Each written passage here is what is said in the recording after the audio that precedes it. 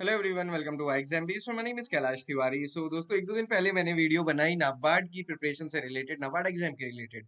और बहुत सारे स्टूडेंट्स के क्वेश्चंस मेरे पास आए और सबसे बड़ा एक क्वेश्चन हर एक स्टूडेंट का यही आया कि सर बाकी सब तो ठीक है, बट नाबार्ड का एग्जाम तो डिफिकल्ट बहुत ज्यादा है। ओके, डिफिकल्ट बहुत ज्यादा है क्योंकि प्रीलिम्स में 8 सब्जेक्ट्स हैं और उसके बाद मेंस में डिस्क्रिप्टिव है। और सबसे ज्यादा कि सर कैसे लिखेंगे, इंग्लिश भी हमारी वीक है, ये सारी चीजें, बहुत सारे क्वेश्चंस मतलब सिमिलर टाइप के आप भी समझ सकते हैं। जो क्वेरी या क्वेश्चंस आपके माइंड में भी आ रहे थे, वही क्वेश्चंस बहुत सारे स्टूडेंट के माइंड में आए। तो मैं उसके बेसिस पे आपको बताता हूँ कि क्या वाकई में नाबार्ड एक डिफिकल्ट एग्जाम है या नहीं है।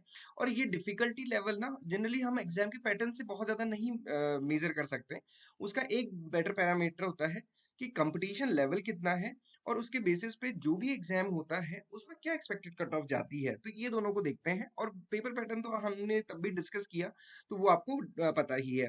और डेफिनेटली ये देख के तो काफी डिफिकल्ट लगता ही है। नो डाउट, जब हम प्रिपेयर करना शुरू करते हैं तो हमें लगता है यार क्वांट्स, रीजनिंग, इंग्लिश या जीए बेस्ड को या एग्रीकल्चर बेस्ड एग्जाम मिल जाए, हम उसको प्रिपेयर कर लेते हैं। यहाँ तो 8 सब्जेक्ट पढ़ने हैं, डिसीजन मेकिंग भी पढ़ना है, ईएसआई पता नहीं क्या बला है, जनरल अवेयरनेस भी पढ़ना है। तो और जो आईटी, राजभाषा, लीगल या फिर फाइनेंस वाले स्टूडेंट्स होते हैं उनको लगता है एआरडी पता नहीं क्या बला है। ओके, तो डेफिनेटली ये डिफिकल्ट तो दिखता है, बट होता क्या है ये देखते हैं। सबसे पहले देखते हैं कितना कंपटीशन इसमें है।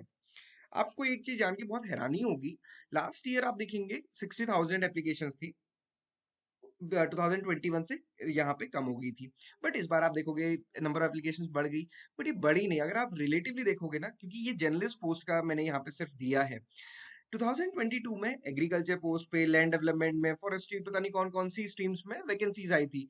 बट 2023 में केवल जर्नलिस्ट आई। और 2023 में जितने भी एग्रीकल्चर अलाइड स्टूडेंट्स थे या डिफरेंट डिफरेंट स्ट्रीम के स्टूडेंट थे, उन सबने जनरल में अप्लाई किया, इसलिए ये एप्लीकेशंस बढ़ा है।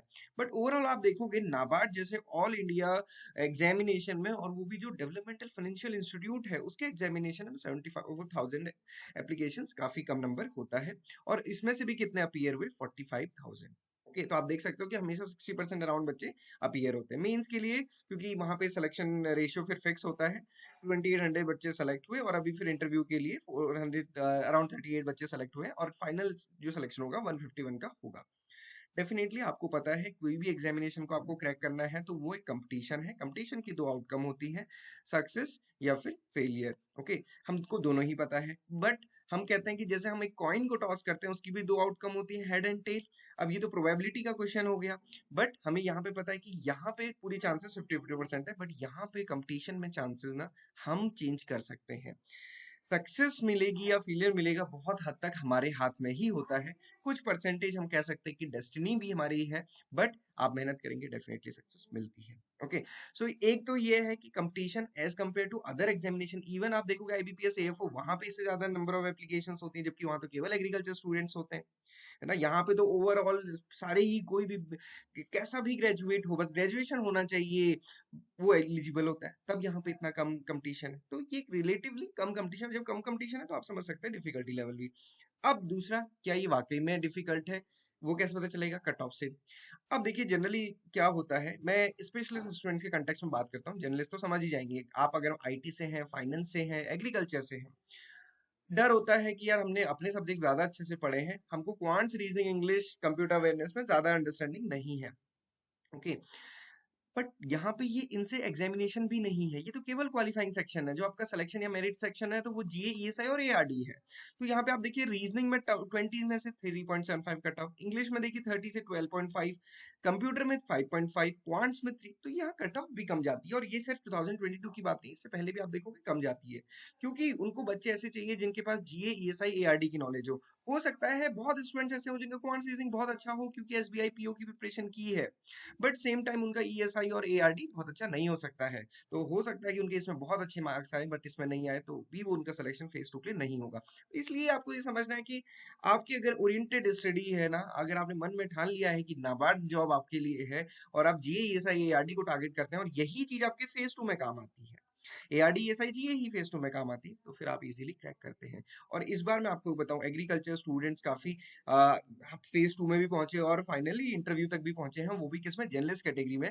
क्योंकि ARD उनके लिए एक बेनिफिशियल सब्जेक्ट हो जाता है। सिमिलरली अगर आप RBI की प्रिपरेशन कर रहे हैं या किसी दूसरे एग्जामिनेशन की प्रिपरेशन कर रहे हैं तो GA और ESI आपके लिए बेटर हो सकता है। तो ये चीज आपको देखनी है कि आपके लिए क्या सब्जेक्ट बहुत अच्छा बन सकता है। ओके, सो प्रिपेयर कीजिए।